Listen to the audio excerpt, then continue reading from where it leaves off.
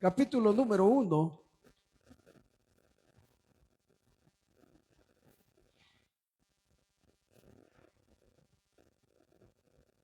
Y antes de leer la palabra, oramos al Señor. Padre, le damos gracias por sus múltiples beneficios a favor de cada una de nuestras vidas. Gracias, Señor, porque a lo largo de este día su misericordia se ha manifestado, nos ha guardado, nos ha bendecido. Y ahora, Señor, agradecidos por el privilegio que nos concede de poder congregarnos, de poder bendecir su nombre, de poder exaltarlo, Señor, reconociendo su grandeza, reconociendo su majestad. En el nombre de Jesús de Nazaret, suplicamos, Padre eterno, que sea propicio a cada vida que ha atravesado procesos quirúrgicos y que hoy se encuentran en recuperación.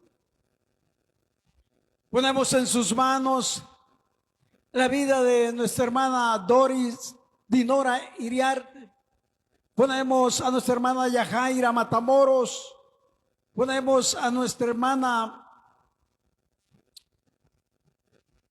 Bautista Flores, Juana Bautista Flores, que usted esté obrando en su cuerpo, sanando en el nombre de Jesús de Nazaret. Ponemos a nuestra hermana Marisela Flores, en el nombre de Jesús de Nazaret. Señor, suyo es el poder, suya la gloria. Le suplicamos que la obra que ha empezado en ellas la perfeccione para la gloria de su nombre. Intercedemos, Señor, por los que adolecen de insuficiencia renal. Señor, ponemos en sus manos la vida de nuestro hermano Roberto Aguirre, nuestro hermano José Vaca. Lo ponemos en sus manos, Señor, en el nombre de Jesús de Nazaret. Ponemos en sus manos la vida de nuestra hermana Flor de María Genao. Oramos por la conversión, Señor, de Donitila Genao, creyendo, Señor, que usted es hacedor de maravillas. En el nombre de Jesús de Nazaret, intercedemos por los que adolecen de cáncer, de diabetes tipo 2, de presión arterial, de conjuntivitis, de cataratas, Señor, de carnosidad en los ojos, de glaucoma. Que usted obre poderosamente para la gloria de su nombre. En el nombre de Jesús de Nazaret, Señor, le suplicamos que a través de su palabra seamos enteramente edificados, que sea su Espíritu Santo ministrándolos en el nombre de Jesús de Nazaret. Gracias, bendito Dios. Amén y amén. Gloria a Dios. Evangelio según San Mateo, capítulo número 1, y leemos del versículo número 18 al versículo número 20. Dice la palabra de Dios: el nacimiento de Jesucristo fue así. Estando desposada María, su madre, con José, antes que se juntasen, se halló que había concebido del Espíritu Santo. José, su marido, como era justo y no quería infamarla, quiso dejarla secretamente. Y pensando él en esto, he aquí un ángel del Señor le apareció en sueños y le dijo: José, hijo de David, no temas recibir a María, tu mujer, porque lo que en ella es engendrado del Espíritu Santo es. Amén. Gloria a Dios. Puede sentarse, hermano, hermana. Al leer estos 3 versículos, quiero enfocarme en la doctrina de la personalidad y la deidad del Espíritu Santo. Y la porción que hemos leído por sí sola establece la deidad o la divinidad de el Espíritu Santo. El último jueves que estuvimos, vimos la doctrina de la deidad de nuestro Señor Jesucristo y enfocamos el libro de Filipenses, donde expresábamos que el Dios se hizo carne y que se despojó, pero no de la deidad, sino que se despojó para tomar la forma de hombre. Y estando en la condición de hombre, dice que se humilló y fue obediente hasta la muerte y muerte de cruz. Pero ese Dios, para venir a este mundo, tenía que nacer de una mujer. Y la porción que hemos leído nos dice que estando desposada María, su madre, con José. Cuando habla de desposada, está hablando de una costumbre que tenían los hebreos y que se generaba en dos momentos. El acto del desposamiento entre los hebreos incluía un contrato prenupcial, donde el padre de el varón llegaba donde el padre de la doncella, de la virgen, a pedir la mano. Y si estaban de acuerdo, entonces había un acuerdo de palabra que luego lo establecían por medio de un documento o un acta prenupcial donde se fijaba la fecha de la boda. Pero a partir de ese momento ya no se podía disolver el acta prenupcial, a no ser por divorcio. Ya estaban comprometidos y por eso en ese periodo se le llama marido, a él mujer, y en esa condición es que se encontraba José y María. Dice la palabra, antes que se juntasen, es decir, antes que se diera la boda. Estaban comprometidos y dice, se halló que había concebido del Espíritu Santo. José, su marido, por eso dice su marido, no es que hubiese tenido relaciones coitosexuales, no, porque tener relaciones coitosexuales en ese periodo se consideraba que era adulterio. Y si había adulterio, entonces la ley decía que tenían que apedrearlos. Por lo tanto, no tenía que haber ningún contacto carnal antes de la boda, aunque le llamaba marido y mujer.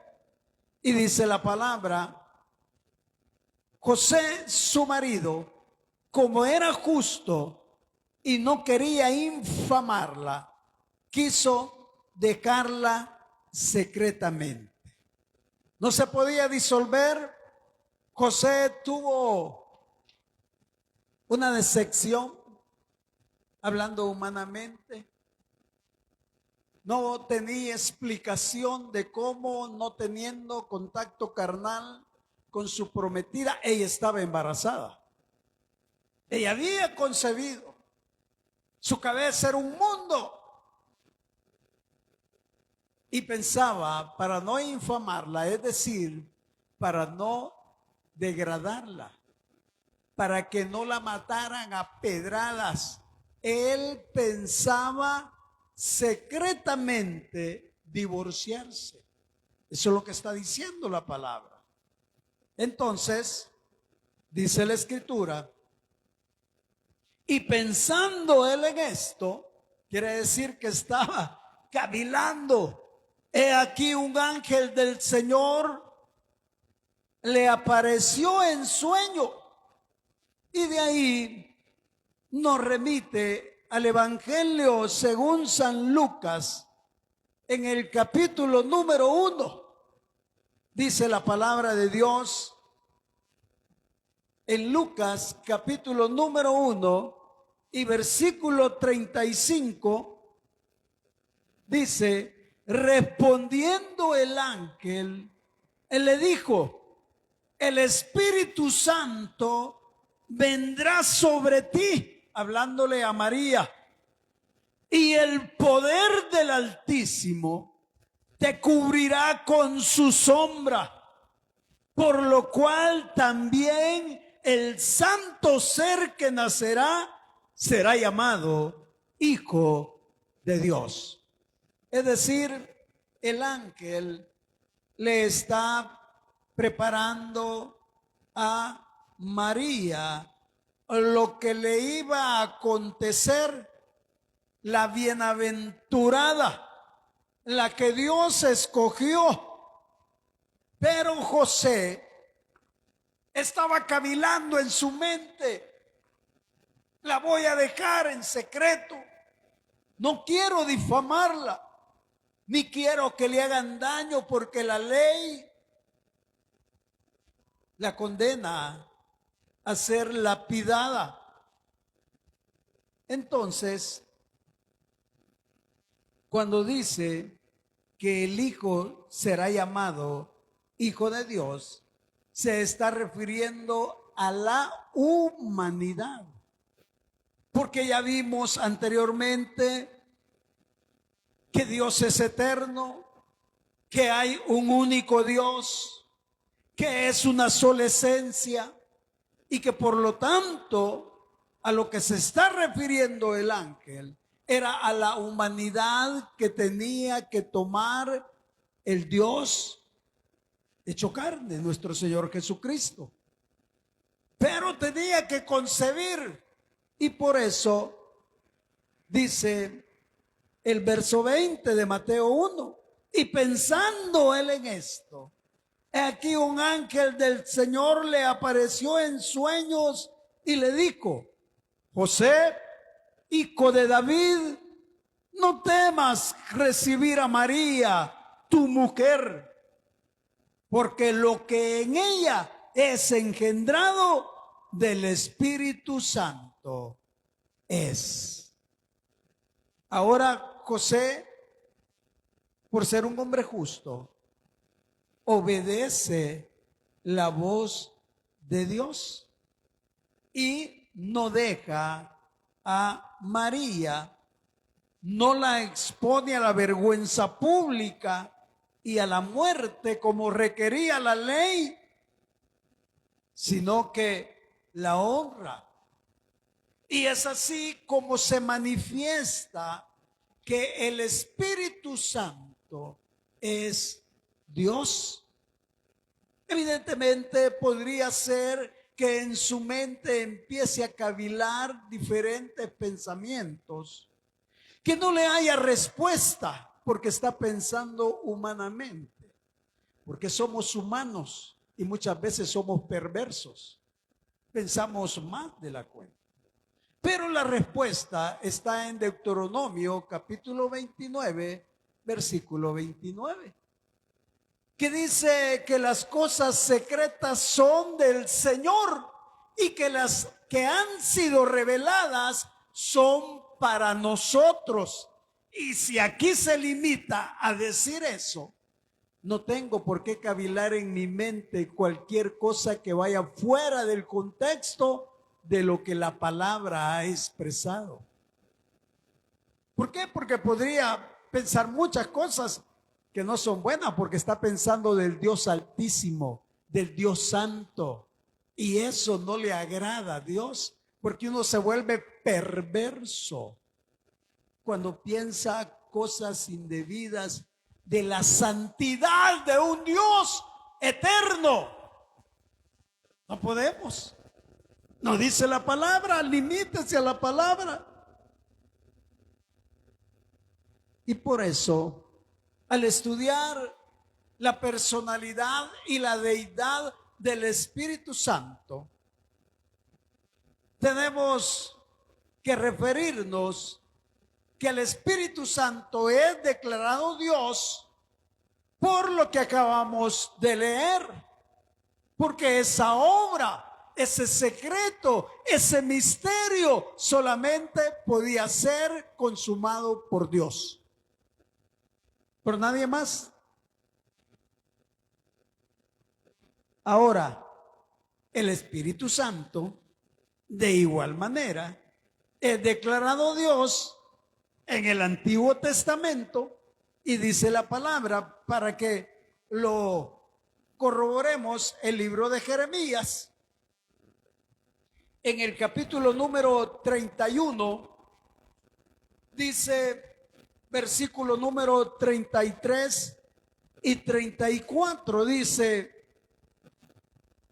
pero este es el pacto que haré con la casa de Israel después de aquellos días, dice Jehová. Daré mi ley en su mente y la escribiré en su corazón, y yo seré a ellos por Dios y ellos me serán por pueblo. Y no enseñará más ninguno a su prójimo, ni ninguno a su hermano, diciendo: conoce a Jehová, porque todos me conocerán, desde el más pequeño de ellos hasta el más grande, dice Jehová, porque perdonaré la maldad de ellos y no me acordaré más de su pecado. Perdonaré, pero para perdonar tiene que redarguir de pecado. ¿Y quién redarguye de pecado si no solo Dios? ¿Y quién es el que redarguye de pecado para que el ser humano se arrepienta? Es el Espíritu Santo, y el Espíritu Santo es Dios. Ahí lo está aseverando, porque lo está diciendo claramente, pero lo podemos comparar con el libro de Hebreos, que nos dice lo mismo. Libro de Hebreos, capítulo número 10, versículo número 15, dice la palabra: y nos atestigua lo mismo el Espíritu Santo, porque después de haber dicho: este es el pacto que haré con ellos después de aquellos días, dice el Señor, pondré mis leyes en sus corazones y en su mente las escribiré. Añade: y nunca más me acordaré de sus pecados y transgresiones. Hablando el Espíritu Santo. Por eso se dice que el Espíritu Santo es Dios y es declarado Dios en el Nuevo Testamento, en el libro de los Hechos. Dice la Escritura, capítulo número 5,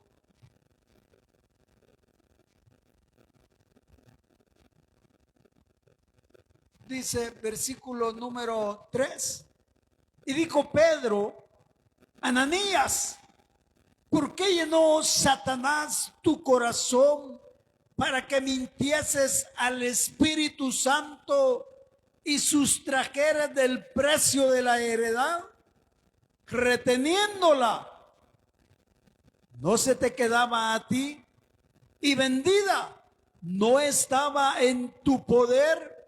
¿por qué pusiste esto en tu corazón? No has mentido a los hombres, sino a Dios, refiriéndose al Espíritu Santo. Por eso la deidad del Espíritu Santo está manifestada en el Antiguo Testamento, en el Nuevo Testamento, ratificando la tercera persona de la Trinidad. En 2 de Corintios, en el capítulo número 3, dice la palabra, versículo número 17, porque el Señor es el Espíritu, y donde está el Espíritu del Señor, allí hay libertad. Entonces está evidenciando la divinidad de el Espíritu Santo, pero también el Espíritu Santo es declarado Dios en función de sus atributos. Y cuando hablamos de atributos, ¿qué es lo primero que se nos viene a la mente? Bueno, se nos viene omnipotencia, omnisciente, omnipresente, es decir, el poder sobre todas las cosas. Esos atributos son del Padre, pero también son del Hijo y también son del Espíritu Santo. ¿Por qué? Porque hemos dicho en la Trinidad que hay un solo Dios, una sola esencia, manifestado en tres personas.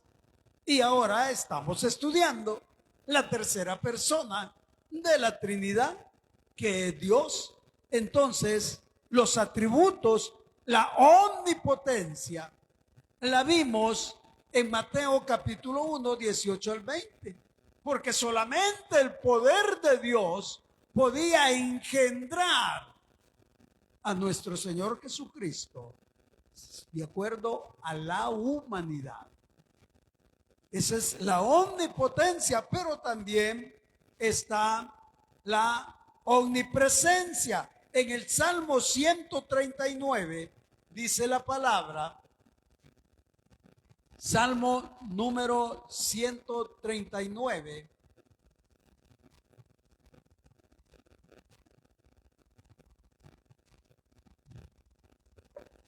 dice el versículo 7. ¿A dónde me iré de tu espíritu? ¿Y a dónde huiré de tu presencia? Si subiere a los cielos, ahí estás tú.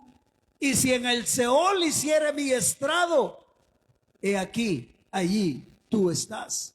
Y si tomare las alas del alba y habitare en el extremo del mar, aún allí me guiará tu mano y me asirá tu diestra. Quiere decir que el Espíritu Santo es omnipresente, pero también es omnisciente. Primera de Corintios, capítulo número 2, dice la palabra, versículo número 10. Pero Dios las reveló a nosotros por el Espíritu, porque el Espíritu todo lo escudriña, aún lo profundo de Dios, porque ¿quién de los hombres sabe las cosas del hombre sino el Espíritu del hombre que está en él? Así también, así tampoco nadie conoció las cosas de Dios sino el Espíritu de Dios. Entonces, el Espíritu Santo es omnisciente, es soberano, es omnipotente, es eterno. El libro de Hebreos dice en el capítulo 9, versículo número 14, cuánto más la sangre de Cristo, el cual mediante el Espíritu eterno se ofreció a sí mismo sin mancha a Dios. Limpiará vuestras conciencias de obras muertas para que sirváis al Dios vivo. Es decir, el Espíritu Santo es eterno. Pero también tenemos que enfocarnos en la personalidad. Y la personalidad está sustentada en ciertas características como el intelecto, la mente, la razón. Esa es parte de una persona, el razonar, el intelecto, la mente, pero también las emociones y también la voluntad. Entonces, una persona, decimos que se define cuando tiene intelecto, cuando tiene emociones y cuando tiene voluntad. Si cumple con esas condiciones, entonces decimos que es una persona. Por ejemplo, un animal no tiene intelecto. ¿Por qué? Porque no razona. Pero tiene emociones. Pero no tiene voluntad. Actúa por instinto. En cambio, la persona tiene intelecto, piensa y razona.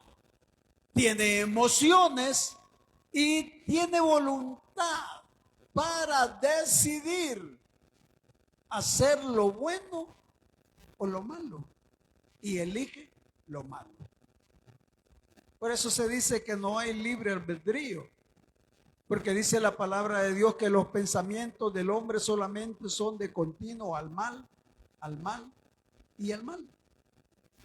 Y por eso la próxima semana tendríamos que ver la depravación total, que nos habla acerca de esa condición. Que el hombre en su estado natural no puede pensar lo bueno, sino solo lo malo. Entonces no hay una opción. Sin embargo, tiene voluntad.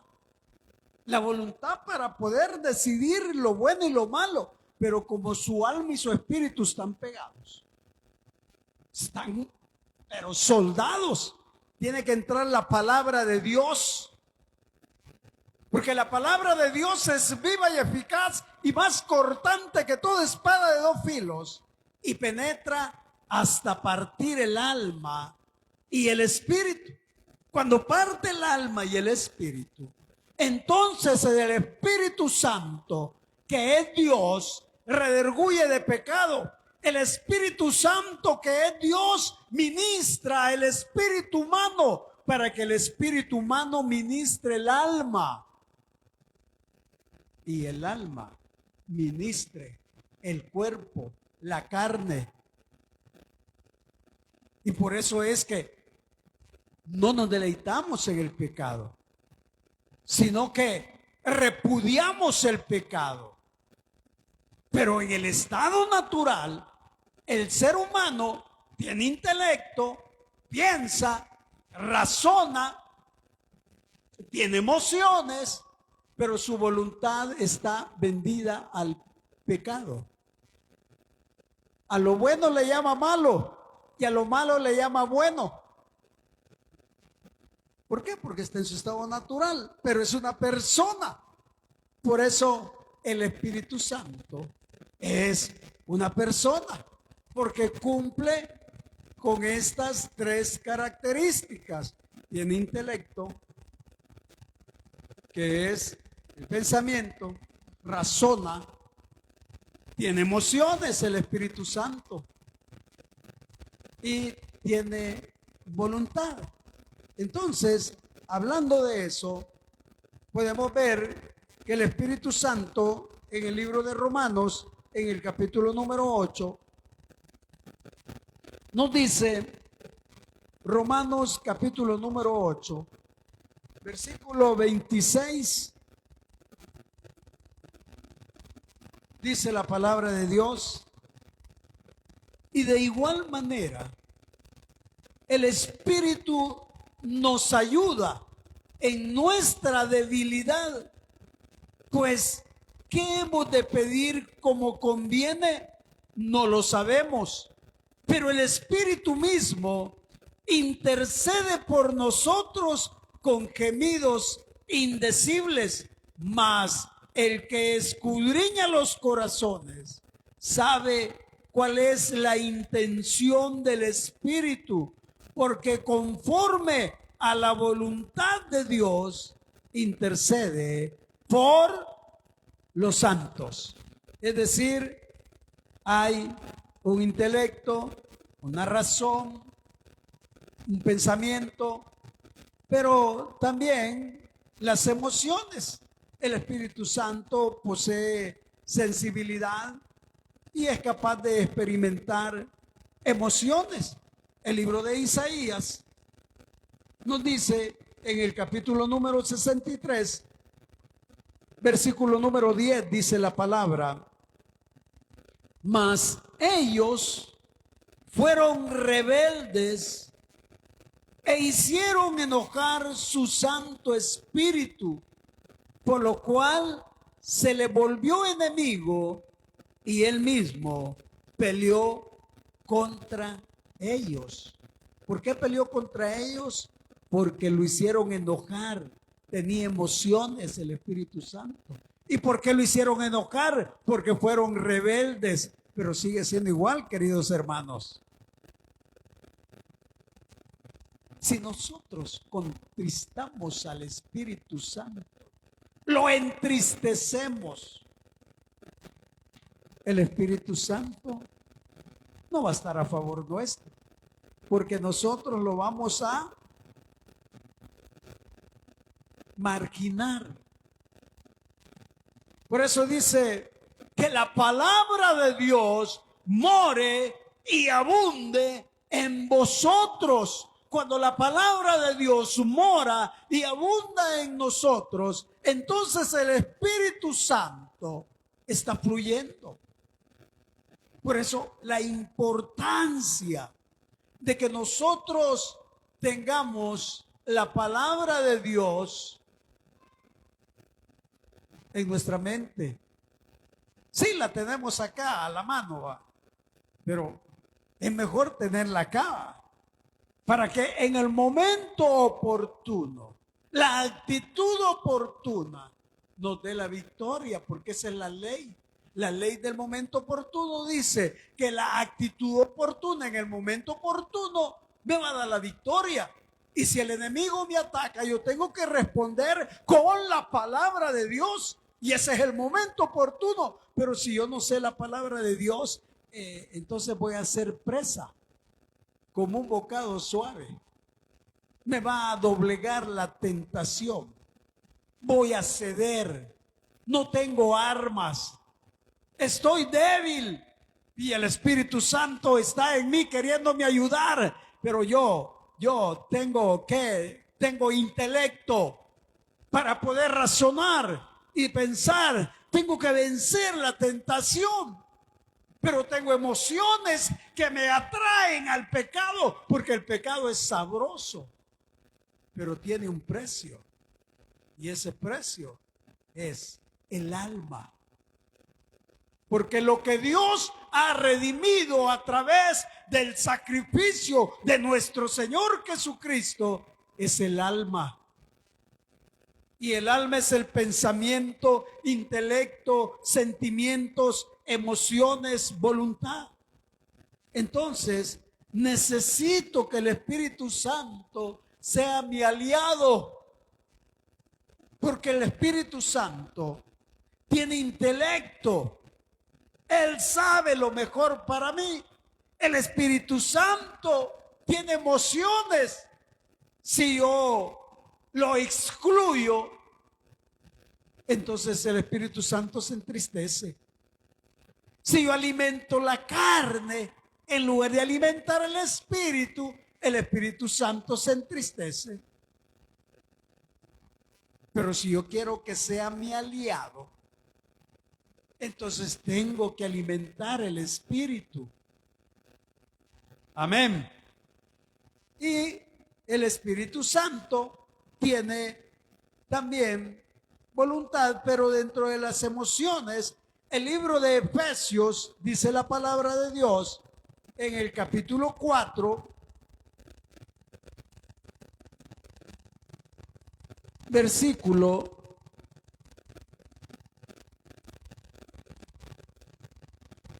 número 30, dice la Escritura: y no contristéis al Espíritu Santo de Dios, con el cual fuisteis sellados para el día de la redención. Hermanos, cuando aceptamos a Cristo, nos sella, ¡pah!, sellado, propiedad del Señor. Ahí tiene las primas, ¡pah! Todos andamos un sello, pero no se ve. Ese sello es el sello del Espíritu Santo, ¿sí? Para el día de la redención, cuando aparezca el Señor en las nubes por su iglesia. Hermanos, esto de la obra de Dios es tan delicado, porque tenemos que andar con temor y temblor todos los días de nuestra vida, porque ya no somos del diablo, somos propiedad de Dios. Ya nos compró con su sangre, ¿sí? Ya no tiene potestad Satanás, ni el pecado, ni la muerte. Pero, hay un pero, echemos mano de las armas que el Señor nos ha dado, para andar con temor y temblor todos los días. Porque dice la palabra en 1 de Tesalonicenses, capítulo número 5, versículo 1 y 2, que el día del Señor se aproxima y que Él viene como ladrón en la noche. Pero no sabemos cuándo viene el ladrón. Entonces estemos preparados para que cuando venga el Señor, nosotros podamos decir: heme aquí, Señor. Amén. Y el Espíritu Santo tiene voluntad, es capaz de tomar decisiones por sí solo. Dice 1 de Corintios, capítulo número 12, dice la palabra, versículo número 11: pero todas estas cosas las hace uno y el mismo Espíritu, repartiendo a cada uno en particular como Él quiere. Hablando de los dones, el Espíritu Santo reparte los dones como Él quiere. En ese sentido, Él tiene voluntad para repartir como Él quiere. Por eso las Escrituras se refieren siempre al Espíritu Santo como a una persona. El Evangelio según San Juan, dice la palabra, capítulo número 14, versículo 16, dice: y yo rogaré al Padre y os dará otro consolador para que esté con vosotros para siempre, el Espíritu de verdad, al cual el mundo no puede recibir porque no le ve ni le conoce, pero vosotros le conocéis porque mora con vosotros y estará en vosotros. El Espíritu Santo esta noche está entre nosotros. El Espíritu Santo está dentro de nosotros. Y el Espíritu Santo está sobre los que han sido bautizados con el Espíritu Santo. ¿Y cuál es la evidencia del bautismo en el Espíritu Santo? Hablar en otras lenguas. ¿Quién no comprende Pero esa es la evidencia. Entonces hay tres momentos: entre, dentro y sobre. Por eso el Espíritu Santo se refiere la Escritura siempre a Él como una persona. Entonces podemos decir entonces que el Espíritu Santo habla, el Espíritu Santo enseña, reprueba, elige, testifica, escudriña. ¿Por qué? Porque es una persona. Ahora alguien dirá, pero mire hermano, y si es una persona, ¿por qué se dice Espíritu Santo? Entonces, ¿se puede ver? No, no lo podemos ver. ¿Por qué? Porque es espíritu.